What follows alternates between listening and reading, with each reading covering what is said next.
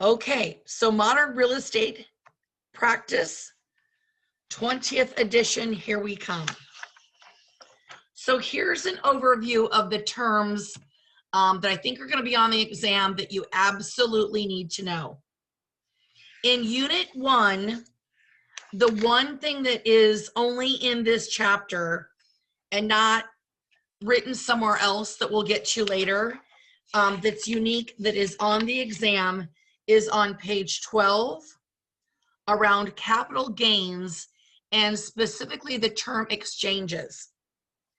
And the example on the exam that they've done is a 1031 tax exchange, which allows you to put your capital gains in a spot, avoid paying tax on that as long as you buy similar property within a certain amount of time. So the key one that was a red flag for me on the exam is it said something about a lease. Then in Unit 2, Real Property and the Law, on page 18, I would review the definitions of land, real estate, and real property. So land, I would make sure that you know air, surface, and subsurface rights. That's reviewed on page 20 and 21. And with subsurface rights, I think you could maybe have something around water rights. And those fall under riparian and littoral on page 22. So remember, riparian rights are rivers or smaller. Littoral rights are lakes or larger. So riparian, I think it's maybe could be a question about a navigatable river versus a stream. So a stream, if you own that with another adjoining parcel of another homeowner, you're probably going to own to the center of that water. If it is a navigatable river, like the mighty Mississippi, you're not going to own to the middle of the river, you're just going to own to the banks. For littoral rights with lakes and larger, that's going to be something around maybe a question about an ocean, a beachfront property, and the fact that you own your property line to the high water mark or the high tide mark. Real property, so that's kind of land overview. Real property or real estate, that definition is on page 19. And it's really simple. It's land plus anything human-made that's a permanent attachment. For example, a house. Then real property is right below that on page 19. And that's a third layer to this, which are your rights to the property. Your right to possess it, your right to control it within the law. If it's lawful for you to paint your house red and a burning orange, you can do it. You have a right to enjoyment, again, within a legal manner. You have the right to exclusion, which means you have right from having others enter into your property. And then the last one, which is the reason we're doing all this work to get licensed, is you have a right of disposition to sell it, will it, or gift it, transfer it in any way to another party. On page 20, back to that page again, there is the term title. And the term title is defined by two things. One is it's the right of ownership to the property, but the second thing is there's evidence that you have the right to own that property, and the evidence that we use is a deed. And we're going to have a whole chapter on deeds coming up here in a little bit. The term doctrine of prior appropriation on page 23. This says that in states where water sources may be scarce, you've got to get permission to irrigate your crops. On page 24, I would know the definition of personal property. Another term for it is chattel. I always remember children and cattle. Those are mine. So it's personal property. Then real property is where we look at the definition of a fixture on page 26. And a fixture is personal property that becomes so attached that by law, it becomes real property. So cabinets, carpet, lighting, plumbing, sewer systems.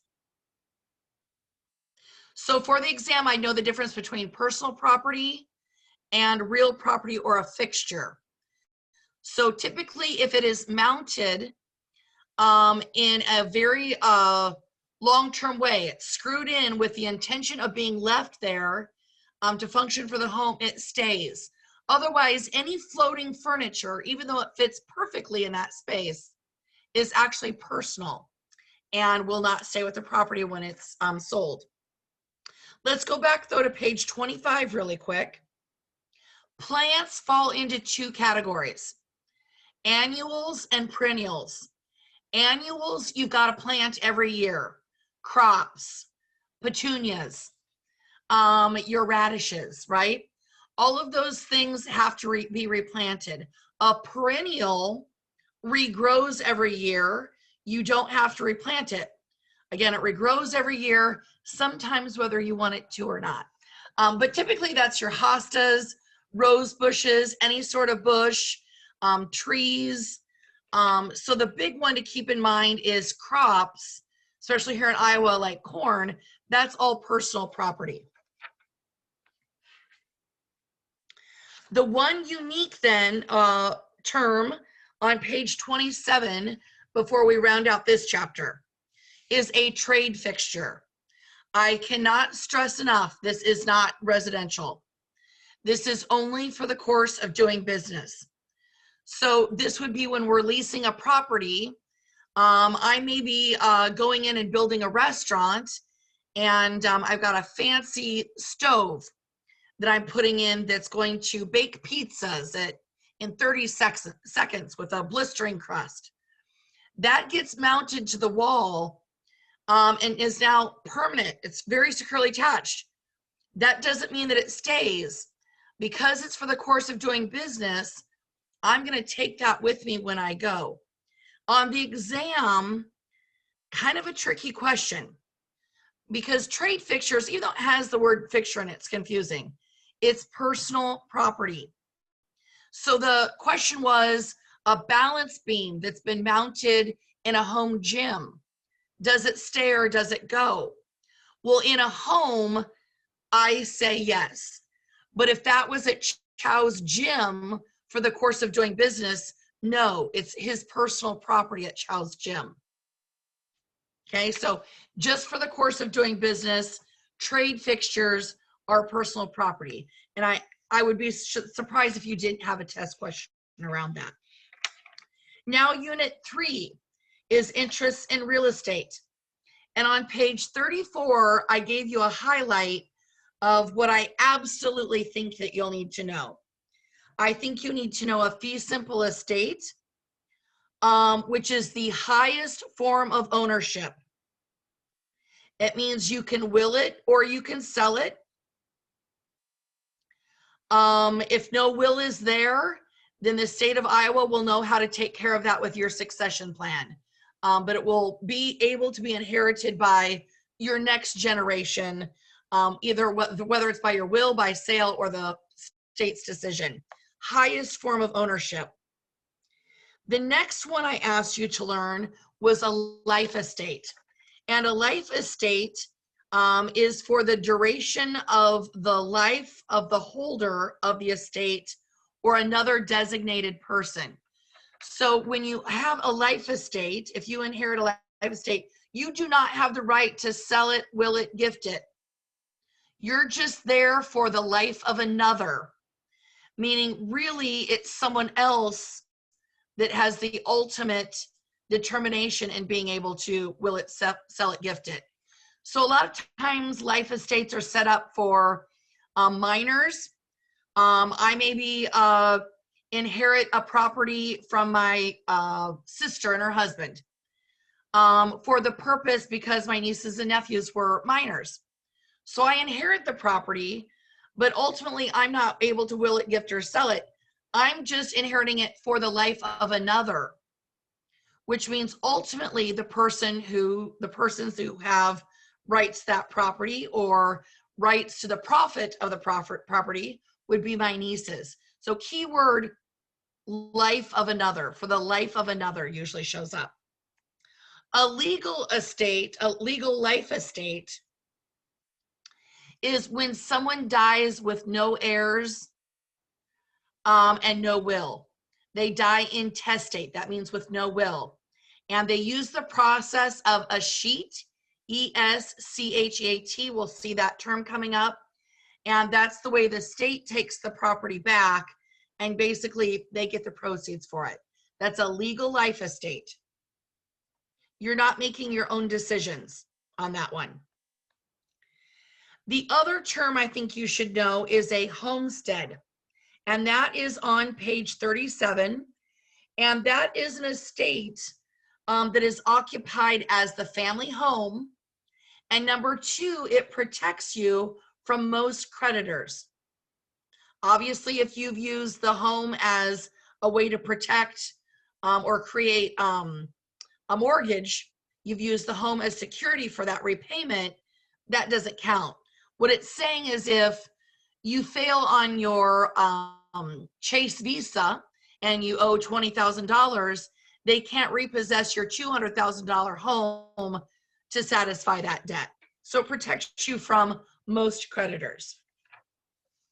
Then on page 38, we have encumbrances. And that is a type of interest in real estate that does not rise the level of actual ownership or possession of the property. There are 4 types: easements, private restrictions, liens, and encroachments. Liens, they're still on page 38, is a charge against the property as a security for a debt. That lien is specific to the property. So a mortgage, a mechanics, any sort of tax lien that has to do with that property, it's specific if it's an encumbrance. The key question I've seen on the exam around that is, which of the following does not rise to the level of an encumbrance? And the best answer is a judgment, because while a judgment is a lien, it is general. It's not specific to the property. It's just general based on your lifestyle. Private restrictions, also known as deed restrictions, these are going to have maybe some bylaws in a development, for example, or a homeowners association that says you can only paint homes under a certain palette. A certain percentage of the front must be stone. A certain kind of tree must be planted. You can't have dogs more than 35 pounds. A whole array of things. Those are managed by the developer or the homeowners association. They are not building codes. Building codes are for safety, and they're managed by the city. Now, those safety codes always override something in a deed restriction, but the people that manage those deed restrictions, again, are the developer or the homeowners association if they've taken it over from the developer.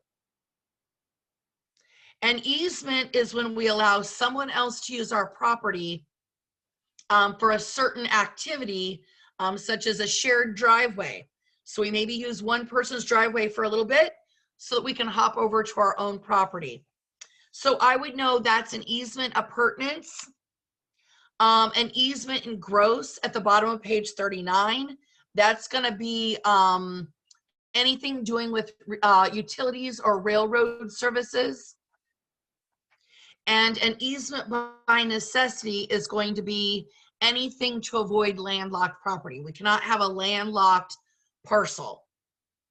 Then on page 41 is an encroachment. And that's where we've got someone else's property that's encroached over onto our own. It happens with maybe driveways sometimes, or a fence is another good example. Then I absolutely think you'll have a test question around the idea of eminent domain on page 42. That is the government's taking of private land for public use. So we've got a 2-lane highway. we decide we want to make it 4 lanes, we've got to go all along the strips of that road and go to all of those homeowners and acquire that land in order to expand. And the process that they do that, again, is eminent domain. Okay, chapter 4. This is forms of real estate.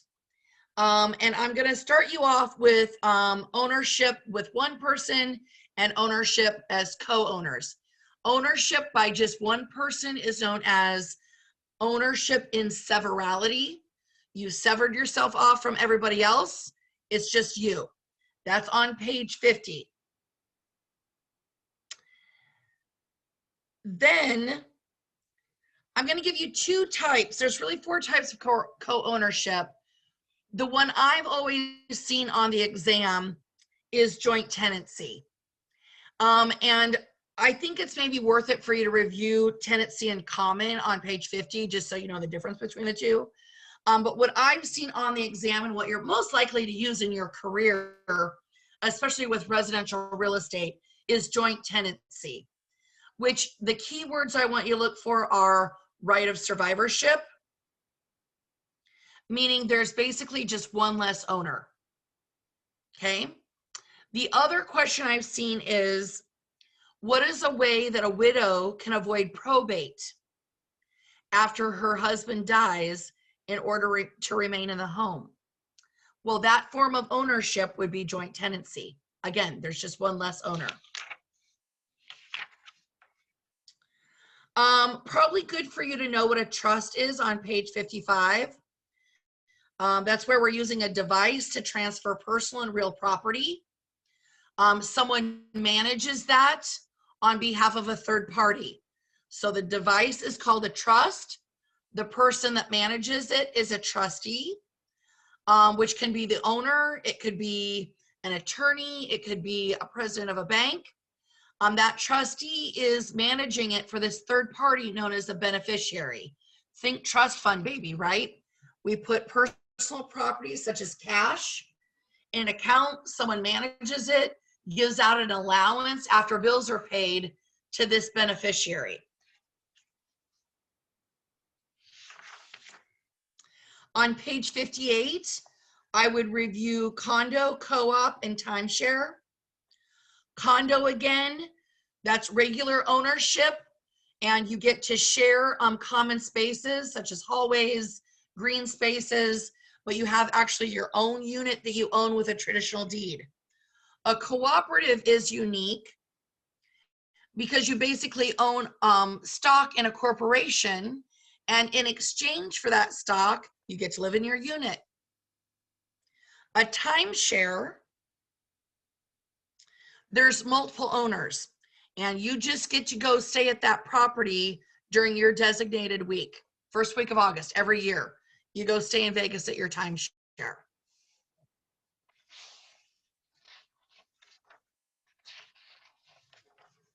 Then let's kick it in unit 5. Page 67, I would know the definition of a legal description. And then on page 68, you've got 3 methods, and I would know each of those definitions. Meets and bounds, also known as measurements and boundaries, kind of an old school way of defining really uniquely shaped property that starts with a point of beginning known as a monument, details it all the way around the edge back to the beginning. The rectangular or government survey system, this is where we start to get really organized with those sections and townships, range lines. Everything's patterned out very orderly as we expand westward. Then within those, you're going to find modern day lot and block. And this is the recorded plat map. Okay, it gets recorded at the county recorder's office. Now on page 72, I want to point out sections. So I'm going to suggest that when you get to the test center and you sit down at the computer with your piece of paper again and your pencil, in the corner, write down 640 and write down 43,560. 640 is the number of acres in a square mile, also known as a section. Each acre has 43,560 square feet. And again, the classic test question I've seen is Lee Schaefer is building a 20,000 square foot building. He must put it on a lot 3 times its size. So he needs to put it on a lot 60,000 square feet. How many acres is that? So you would divide the 60,000 by 43,560. I think you get an answer like 1.377. Okay. That is the highlights of chapter 5. Now on to unit 6. This talks about voluntary and involuntary alienation.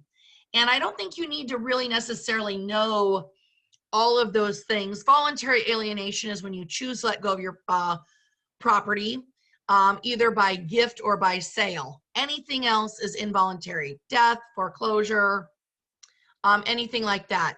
What I really think that this chapter focuses on is the different types of deeds. So we talked about title being the right of ownership, and the way you prove that ownership is through a deed. And there's several different types of deeds.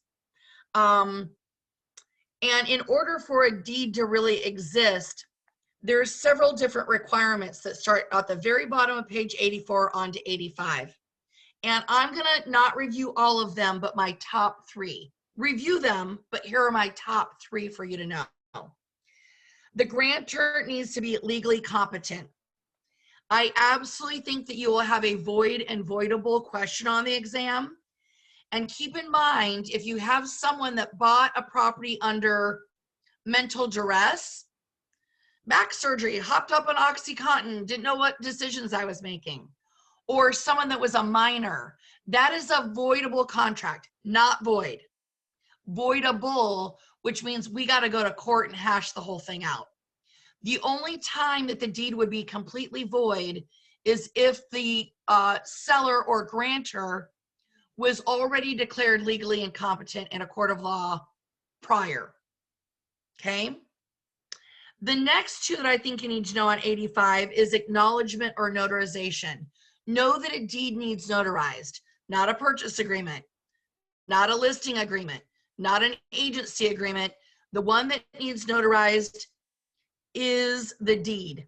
And again, you can become a notary, and I suggest that you do. You can apply at sos.iowa.gov. That's the Secretary of State. Then the last one I would point out is a deed is only valid when it has been delivered and accepted by the buyer. So just because the seller signs the deed doesn't mean a transfer has happened. It's got to be delivered and accepted to the buyer.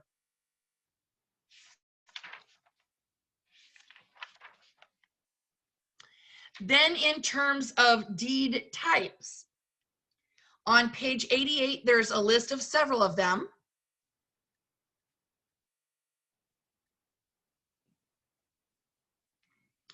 I'm going to point out 3 that I think are most likely.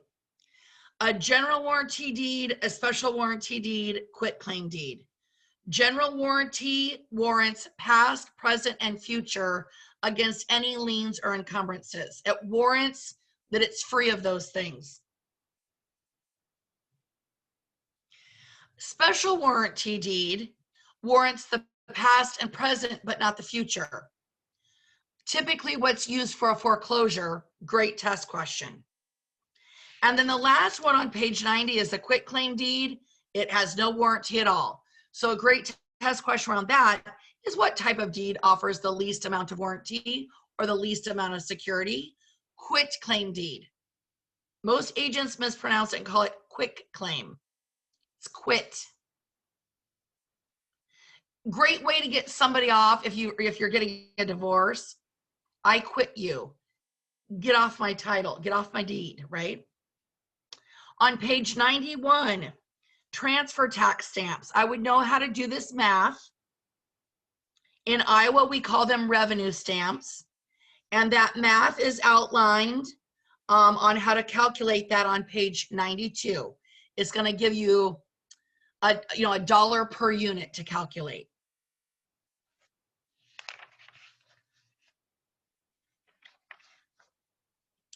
Then just to kind of review that dying intestate or dying testate, dying with or without a will, that definition is on the middle of page 94. And the concept of probate, which is the process of proving in court that your will is valid or validating your estate. That is on, again, page 96 in the middle, if you want to revisit the definition since we've mentioned those. Unit 7 is title records. And this is really a pretty easy chapter. What I think you need to know is anything recorded publicly, like a lien against your property, it goes on public record through the recorder's office. And the priority of those liens is typically first come, first serve.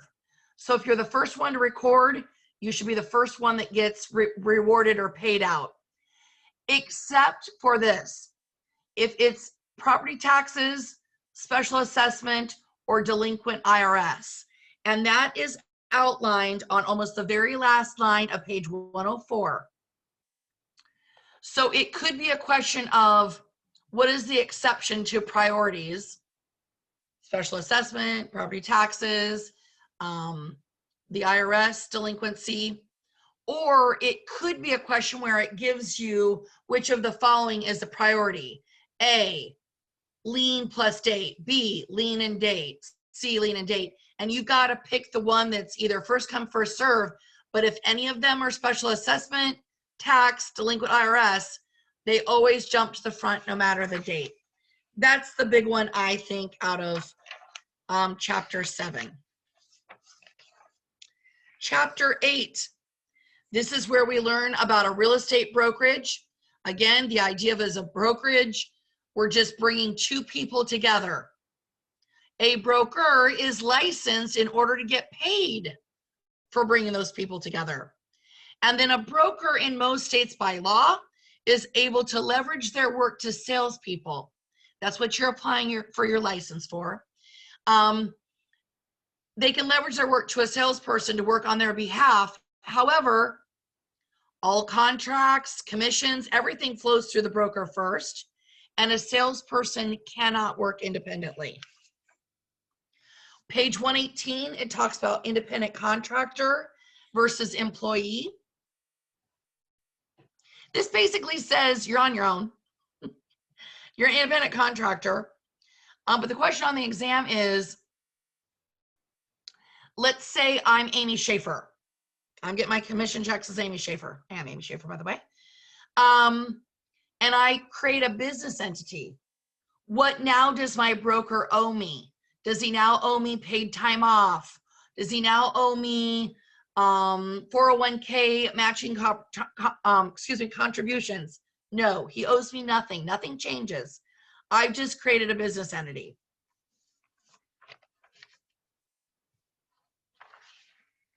Then on page 122, we had a lot of examples of how to do real estate calculations for commissions.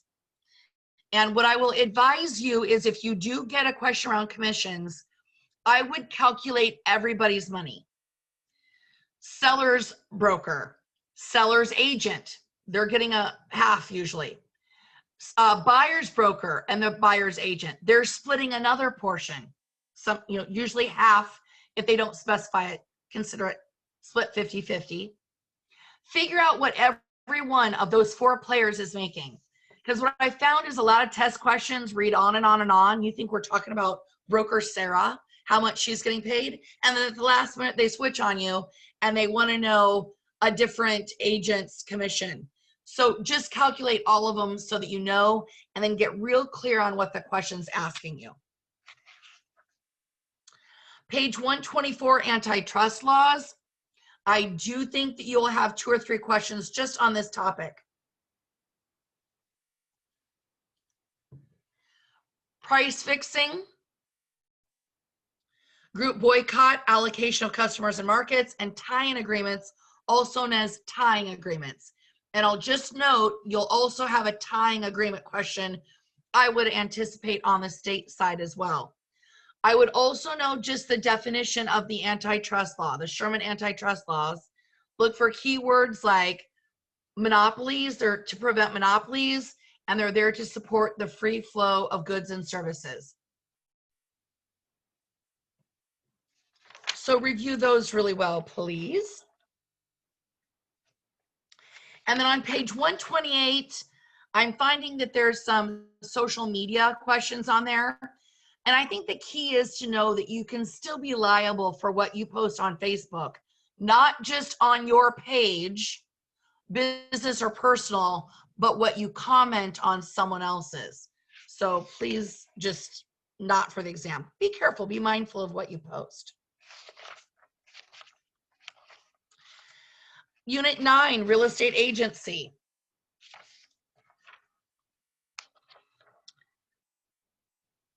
I would review express and implied agency, express and implied agency on page 140 and 141.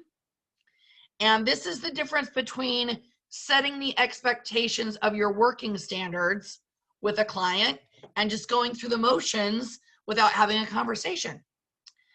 Express can be oral or written, but of course, writing is what we want. That's what holds up in court. And then on page 142, I think you've got a lot of questions that could come up around fiduciary responsibilities. Care, obedience, loyalty, disclosure, accounting, confidentiality. Care means you should be superior to the average person in knowing more about real estate and how it works. You should be careful, skillful in what you do. Obedience says you must follow the client's requests as long as it's within the law. So you have 35 showings on a listing, seller calls and says, Amy, come get your sign. Really the best answer on the exam is you take the sign out. Now in reality, I'm probably gonna ask some questions, why? Because I got you 35 showings. But really, the point of the question is no law requires you to have a sign in the yard. Loyalty says you put your client's interests above your own. I've seen this asked a few ways.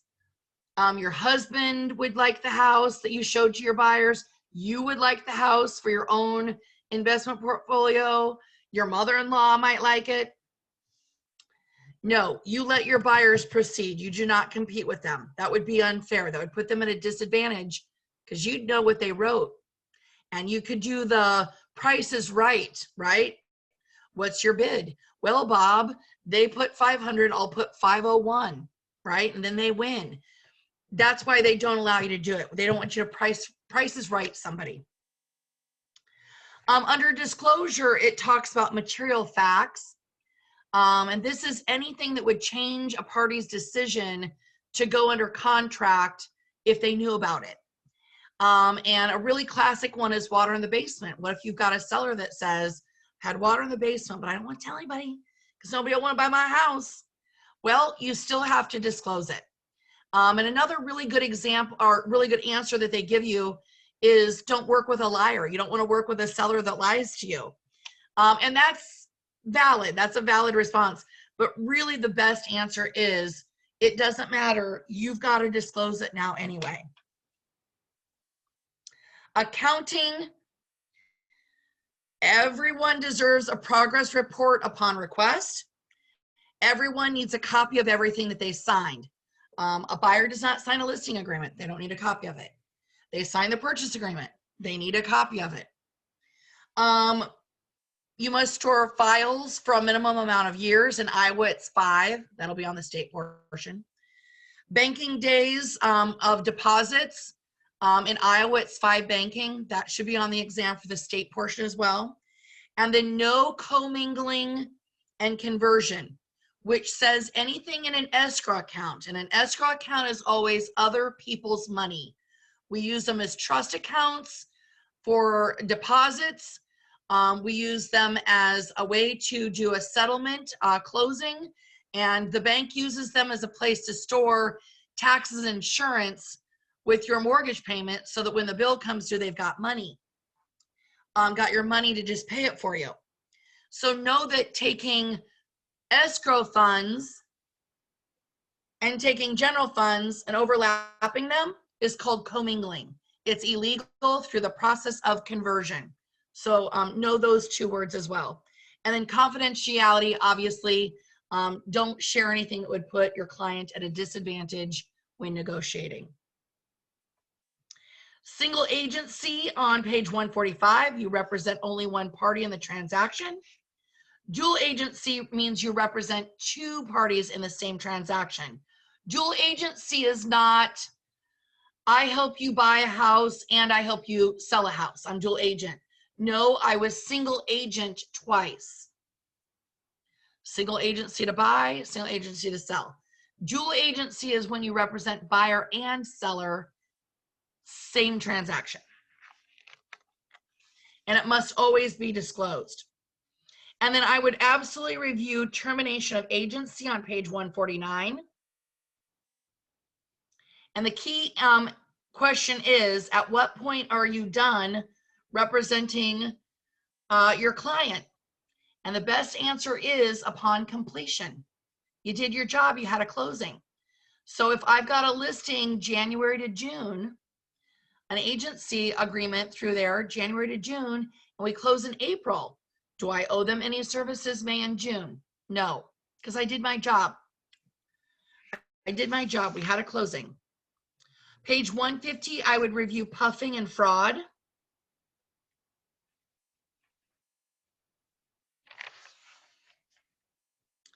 On page 152, I would know the term stigmatized properties, and then I would absolutely know Megan's Law. And that's about sex offenders registering. Client representation agreements, page 160. I would know exclusive right to sell, exclusive agency, open listing, and net listing. Net listings are illegal in Iowa. Open listings, you hire multiple agents, and whoever sells it is the one that gets paid. Whoever is the procuring cause and brought a ready, willing, and able buyer. And that procuring cause, ready, willing, and able buyer, those terms were outlined on page 121.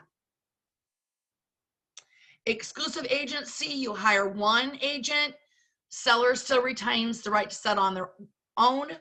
And then the creme de la creme I would recommend for your business is exclusive right to sell. One agent gets the listing, and no matter who sells it, they get paid. That termination of listing agreement, same as the one that we just looked at for agency on page 162. Review that.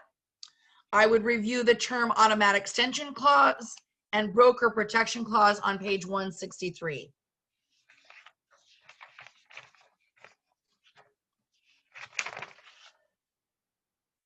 Then on page 175, it talks about buyer representation agreements. Further down, it lists out exclusive buyer representation agreement, which is like a seller's exclusive right to sell. And then on page 180, they've got termination of buyer representation. Very same list. It's just a little bit shorter because they don't own a property that can be foreclosed or burned down. But similar list. Again, your duties are done when you perform. That's your first opportunity. Real estate contracts. I would review contract law, what makes a contract on page 188, and the elements of a contract at the bottom of page 189. Offer and acceptance. A key word I would look for on the exam is meeting of the minds. I would know on page 190, it mentions that with consideration, if a party writes consideration with the offer and the offer isn't accepted, what happens to that consideration? It automatically goes back to the borrower because no deal ever got put together. Page 191 on that little insert, that's a good review for void and voidable, as well as the last paragraph on that page. Page 192, I would know time is of the essence, which does not mean ASAP. It means in the contract, there's going to be certain deadlines that must be adhered to. We write a contract. We've got 5 days to put earnest money, 10 days to do an inspection, 20 days for appraisal, 45 days for final loan approval. And that means that if I've got 10 days to do a home inspection, the seller can't call, after we agree on that, the seller can't call and demand I do it on day 3. On page 193, let's say somebody breaches a contract. A suit to perform is going to be a buyer suing a seller, and liquidated damages is going to be a seller suing a buyer. I'd review those just in case. Then we actually get into a purchase agreement or a sales contract on page 195. This talks about offer and acceptance. But on page 196, it specifically addresses a counteroffer. And know that a counteroffer technically means that it rejects the original offer, meaning it no longer exists.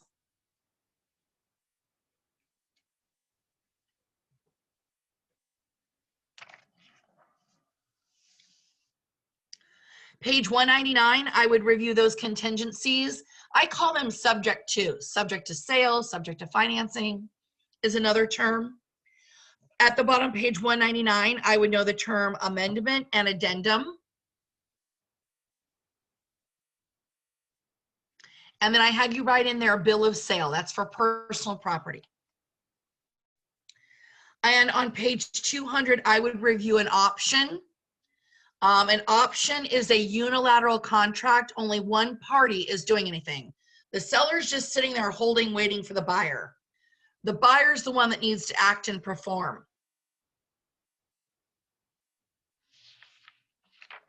Almost feels like layaway.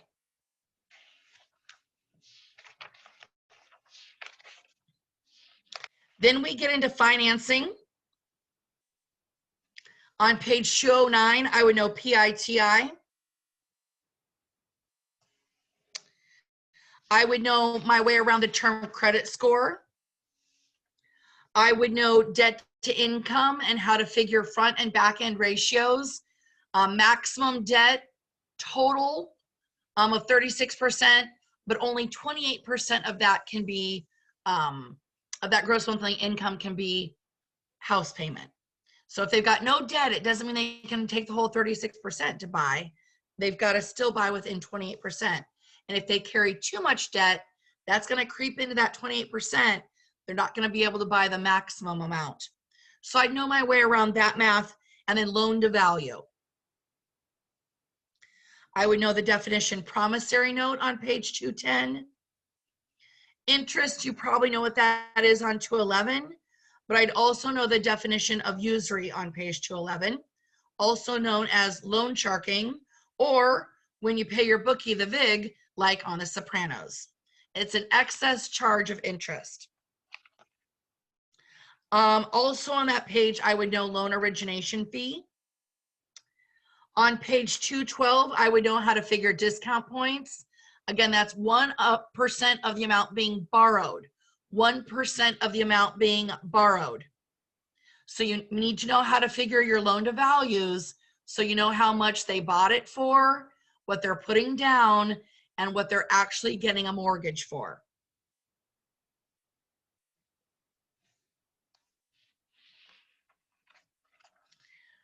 Then on page 215, I would know the term acceleration clause. On page 217, I would know alienation clause. Under types of loans, I would review a straight loan, which is an interest-only mortgage, an amortized loan, which is a fixed payment. We know exactly how much is going towards interest and how much towards principal every month. It's the same for every payment. They're conventional FHA or VA as an example. An adjustable rate mortgage, known as an ARM, that's not just the thing that reaches out and gives you money. Here you go. No, the rate adjusts.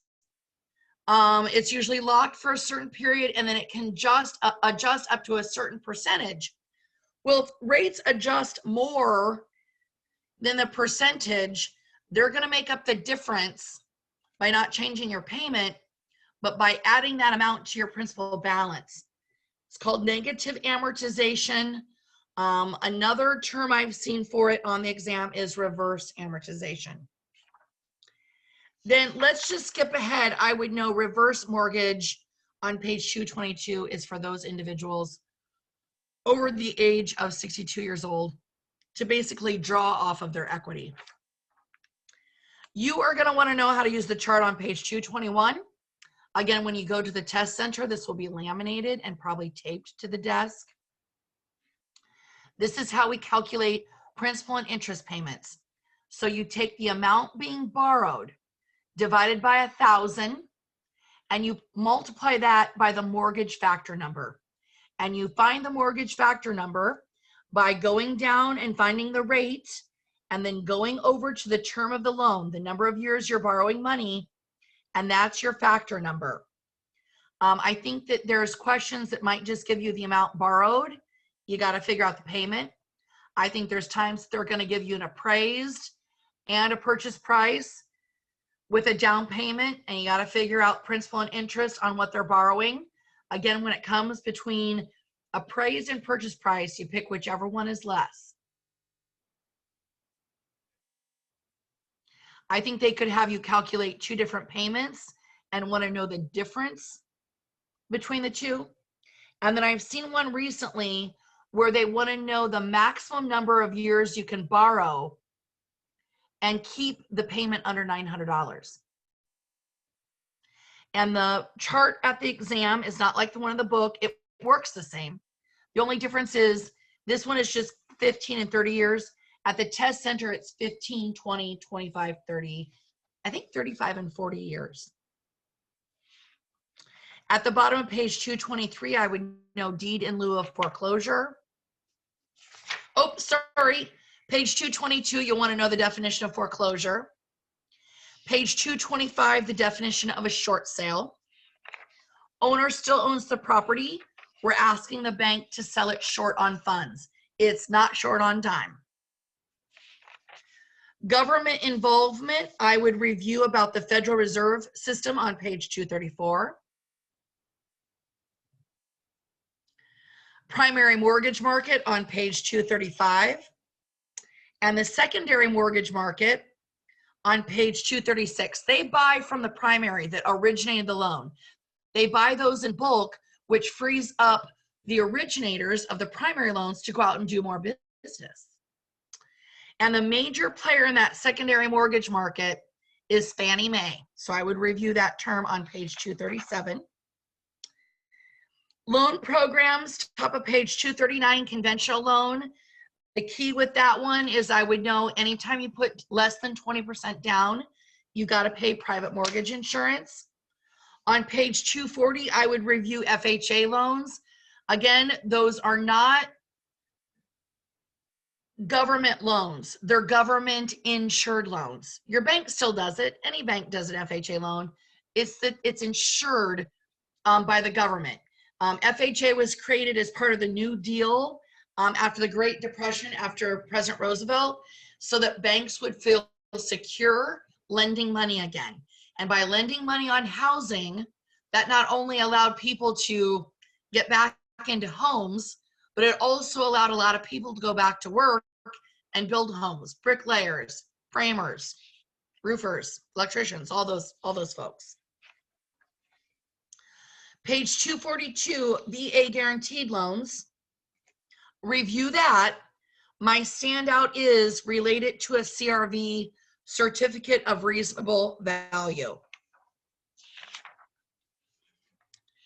Page 246, I would review Truth in Lending and Regulation Z, which means everyone deserves to know the true cost of obtaining credit when they get a loan.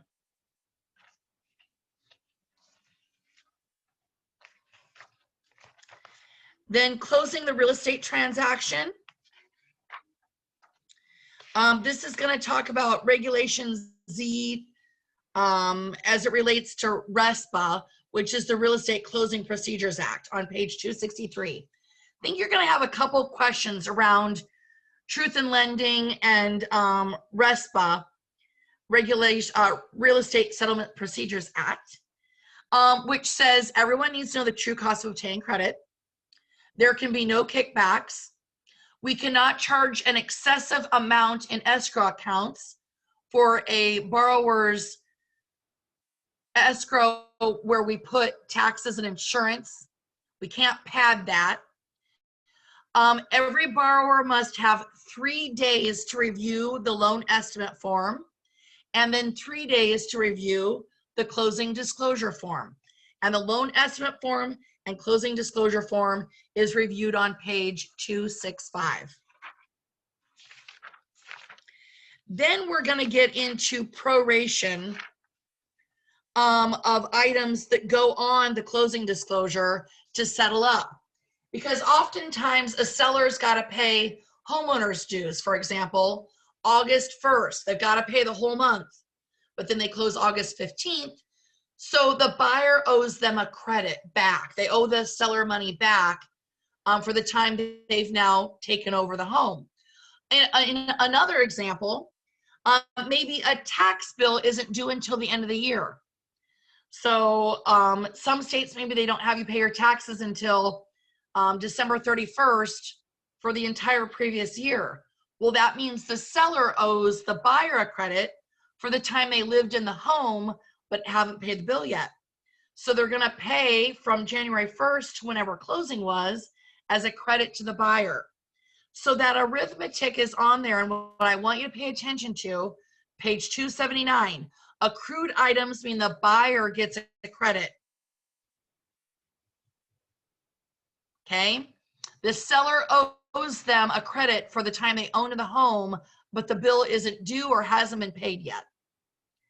Prepaid items means the seller gets a credit because they paid it ahead of time, and now the buyer needs to pay for when they're taking over the property to the end of whatever term was that was paid out.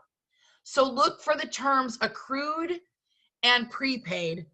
And then specifically around property taxes, I think that they're going to use the 360-day year with you, which means you take taxes divided by 12 months divided by 30 days.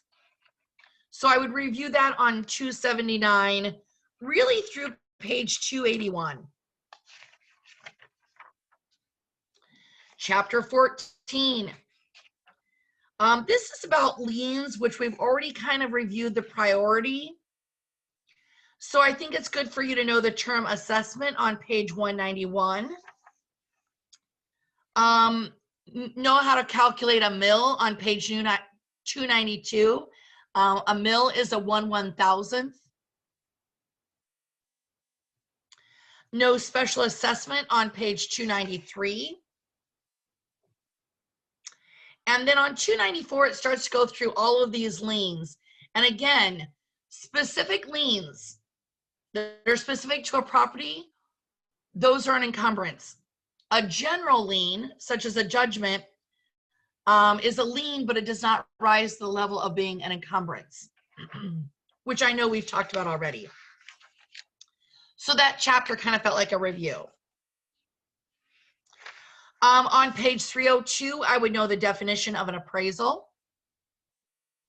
It's an opinion of market value. I would know the appraisal process on page 304, specifically just the first step, define the problem. I would know I would review your principles of value, anticipation. Seller calls and says, I think the local factory is closing. What should I do? When's the best time to sell my house? Now, before it actually closes. But I would review all of those on 313. And then I would know the 3 approaches to value. I think you're going to have a question on what is the best approach based on this property. Sales comparison, cost approach on page 317, and income approach on page 319.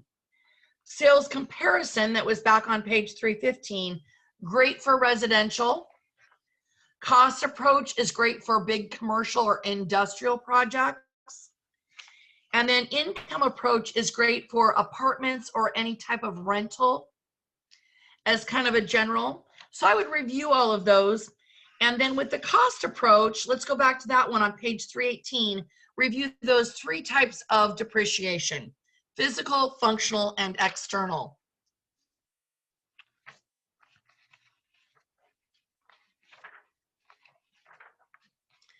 Leases, I would know the estate for years, estate from period to period, estate at will, and estate at sufferance on pages 329 and 330. Estate for years has a hard start, hard date.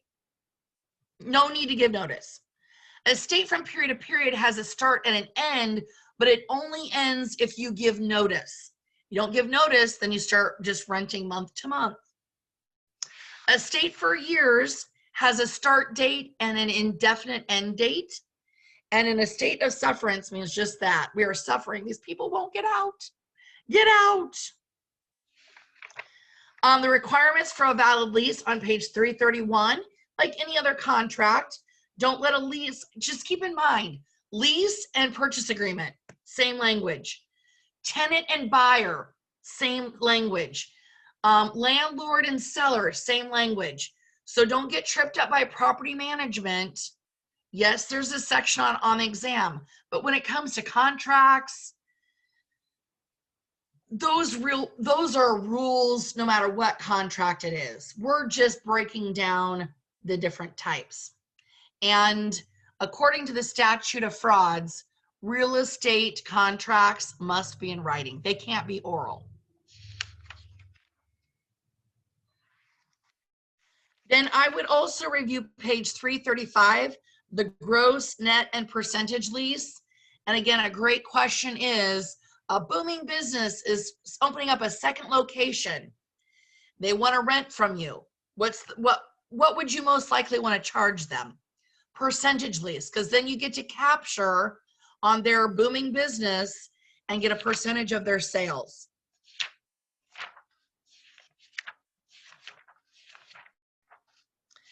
Fair housing is a big one in chapter 18. I would review the Civil Rights Act of 1866. Absolutely review the Civil Rights Act, the Fair Housing Act, 1968. Absolutely know those protected classes: race, color, national origin, religion, sex, family status, disability. Know on page 348 that it's administered by the Department of Housing and Urban Development, HUD, HUD.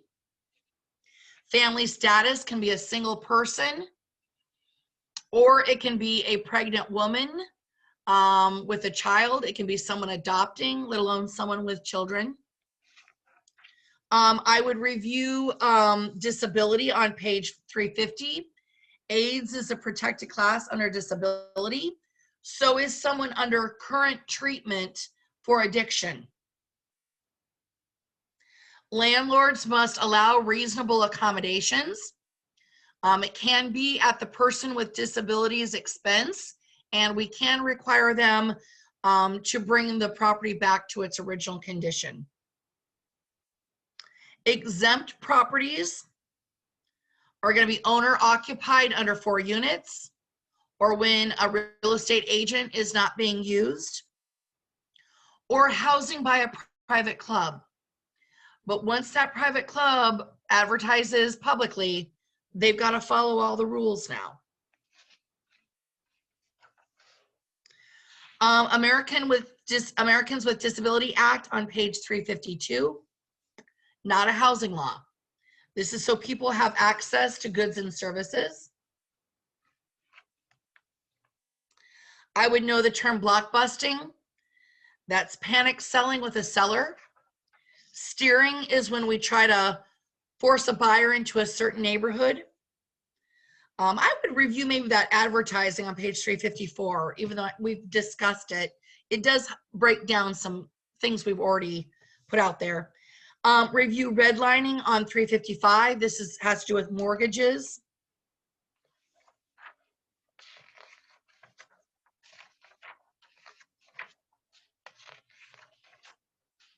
One thing with fair housing I saw is it was something about a disabled veteran is in a single occupied studio. Can he lawfully have his full-time nurse live with him? Don't let that mess around for you and think, oh, is there something special because he's a veteran? Veterans are not a protected class. The fact that he's disabled is protected, and yes, he can have his full-time nurse. Property management. You might want to review a property manager's role on page 369. Again, that's fiduciary responsibilities of cold AC. You might want to review collecting rents on 374. Length times width gets you the square footage. Then just make sure you're paying attention to whether you're figuring annual versus monthly and what the question wants answered.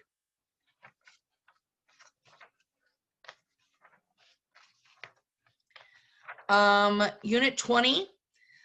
This is about land use controls, which we talked about eminent domain. This also relates to police power. Police power is not the actual police again. It's all the things that our local and county, city, municipalities put together in an effort to protect the public. So speeding limits, building codes so that we don't fall through the rafters at a building, anything that keeps our public safe, occupancy limits so that we don't have 1,000 people living in a 1,000 square foot home. So I would review zoning ordinances on page 389. There's lots of different zoning: agriculture, industrial, commercial, residential, mixed use, special purpose, which is places of worship, daycares, churches, schools, any municipality like water administration, library. Review zoning permits on page 191. Non-conforming use on page 390. Sorry if I said 191. 391. Review the definition on page 392 of conditional use and variance. And then this starts to talk about building codes. And then on page 395, restrictive covenants. And we've reviewed that already. Building codes are for safety, regulated by the city, state, or there's a uniform building code as well. Restrictive covenants are regulated by homeowners association or the developer. They're more about construction and lifestyle, not necessarily about safety. So a homeowner is in a development that you can only have houses that are tan, gray, or navy, and they decide to paint their house retina burning orange. Who is the one that needs to regulate that? It's the homeowners association. They're the ones that would sue them to perform correctly. You wouldn't go to the city, because as long as it's safe and meets their law, not their problem. Unit 21 is environmental issues. So please review asbestos on page 403, that it was once considered fire resistant. Now it's known to be friable, cakes down to a powder. And the best way to remove it, safest, is called encapsulation. Review lead-based paint, which is lead in paint. Know that there must be a disclosure on page 406 signed for any property built prior to 1978. And it must be signed by the buyer prior to them writing an offer or a seller accepting it. Please review radon on page 407. Carbon monoxide and mold on 408 and 409 are maybe just good to be aware of. And then groundwater safety. We did GW Bush, GWBUSCH. That's the acronym for groundwater, wells, burial sites, underground storage, sewer and septic tanks, and hazardous waste. And then the last thing, we'll wrap it up, is on page 415. What do you do if you're showing a house and you see some tiles that are suspicious? In the past, you've known those to contain asbestos. What do you do? Well, one, as an agent, you got to be aware of it. Done. Two, you've got to educate your clients. But three, and most importantly, you do not claim that they have asbestos in them unless you advise your client to have it be tested. Again, you're not a radon whisperer. You're not going to go into a house and be like, man, my left knee hurts. There must be a high radon level in here. There's no such thing. You don't know those things unless it's tested by a professional. So your job is to know about the issues and educate your clients on them and suggest that they get the proper inspections. But you can never quote whether something does or does not exist, again, without that test. Okay, that's the wrap up.